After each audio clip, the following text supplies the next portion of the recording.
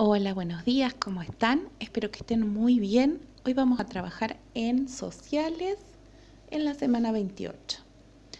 En esta clase les proponemos conocer las confrontaciones por los distintos proyectos de país entre diferentes grupos y provincias y analizar el largo y conflictivo proceso de construcción de una nación. La convivencia del Estado nacional y el provincial y los proyectos unitario y federal.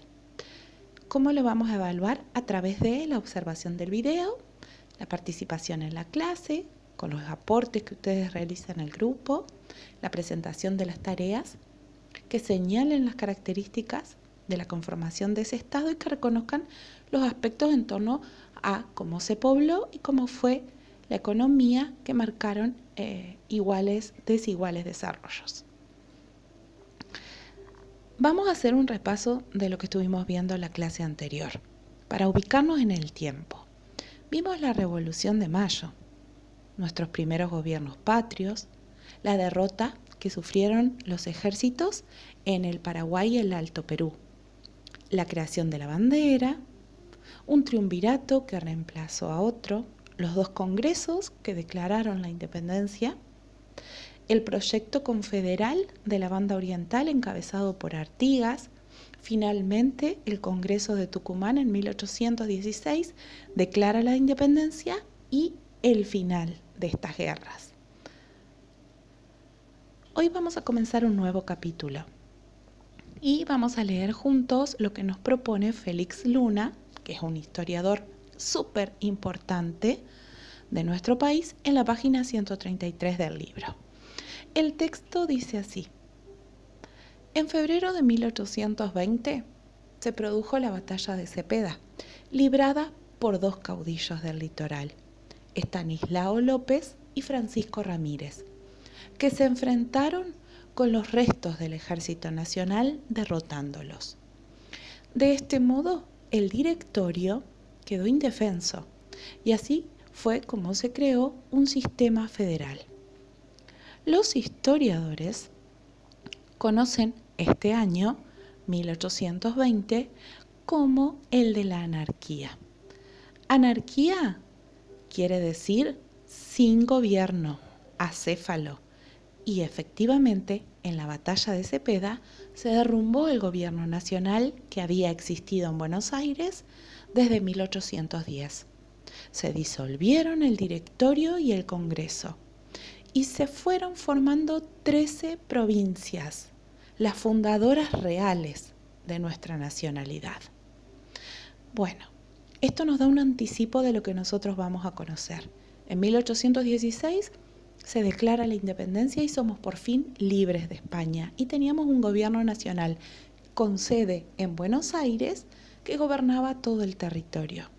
¿Qué pasó? Empezaron a haber diferencias internas y vamos a conocerlas. Ustedes tenían que subrayar las ideas principales y explicar el significado de anarquía.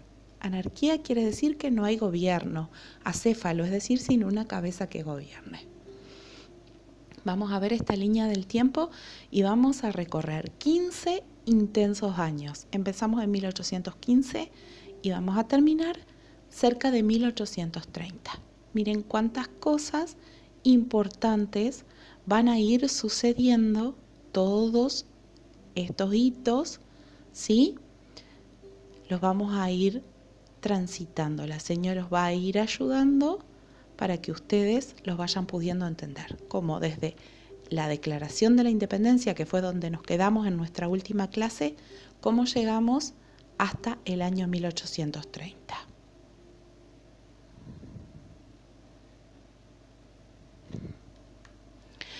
El fin del gobierno central. Luego de proclamar la independencia, el Congreso de Tucumán se traslada a Buenos Aires, donde funcionó ese Congreso como el poder legislativo, como el Congreso que conocemos ahora, del gobierno, pero de todo el país. Estaba encabezado por el directorio, al que ustedes ven en imágenes, Juan Martín de Pueyrredón, que era uno de los directores supremos. En 1819, el Congreso, ese que antes funcionaba en Tucumán y que ahora se trasladó a Buenos Aires, aprobó una constitución centralista que daba atribuciones al Poder Ejecutivo Nacional, es decir, al Director Supremo. ¿Por qué centralista? Porque el poder se lo daba a uno solo.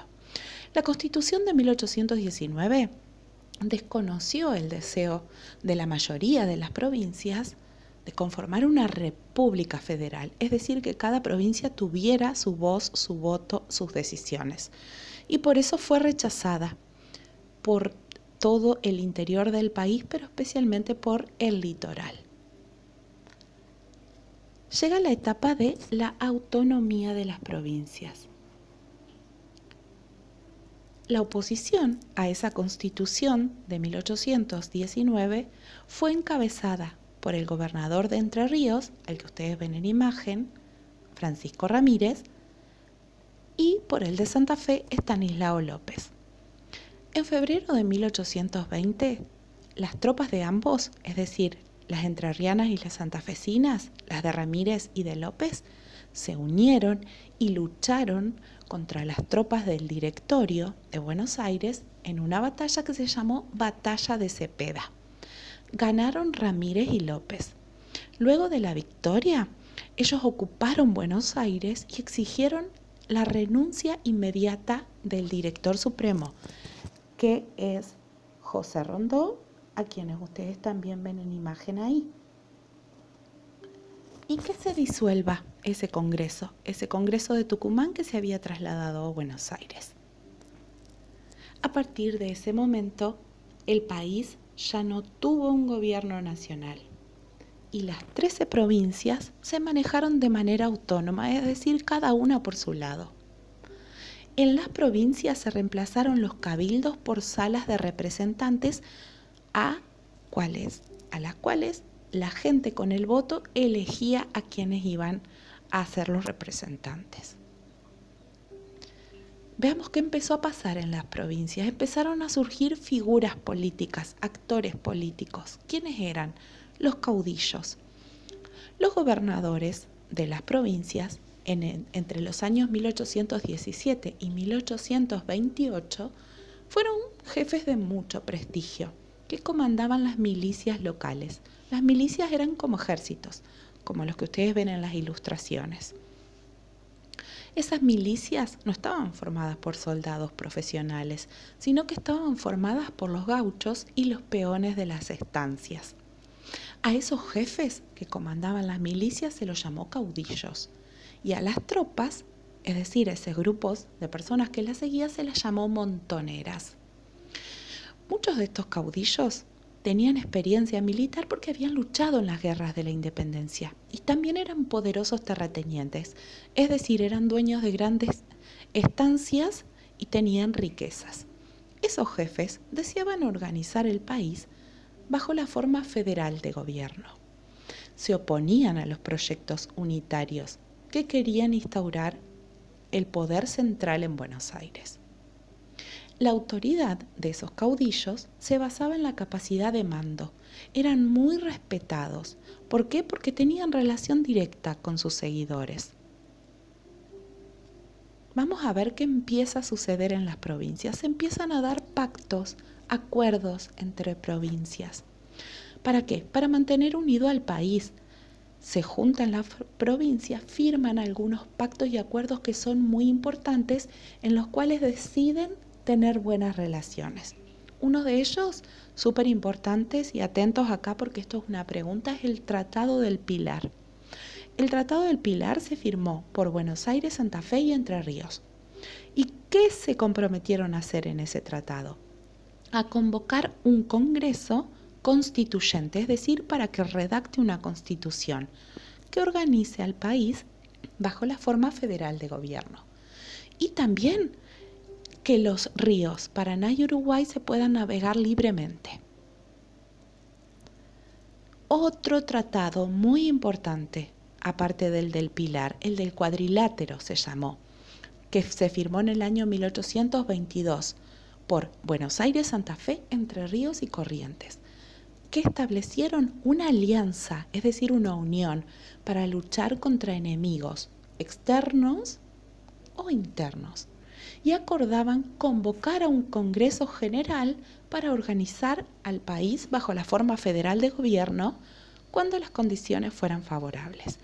Bueno, fíjense que hasta ahora viene surgiendo eso. Cada vez que se hacen acuerdos y tratados es para llamar a congresos que organicen el país bajo la forma federal de gobierno y que se dicte una constitución. ¿Qué van a responder en esta primera parte? ¿A quién se llamó caudillos? ¿Y cómo se llamaba a las tropas? ¿Qué defendían esos caudillos y a qué se oponían? Y luego tienen que explicar brevemente los pactos y los acuerdos interprovinciales.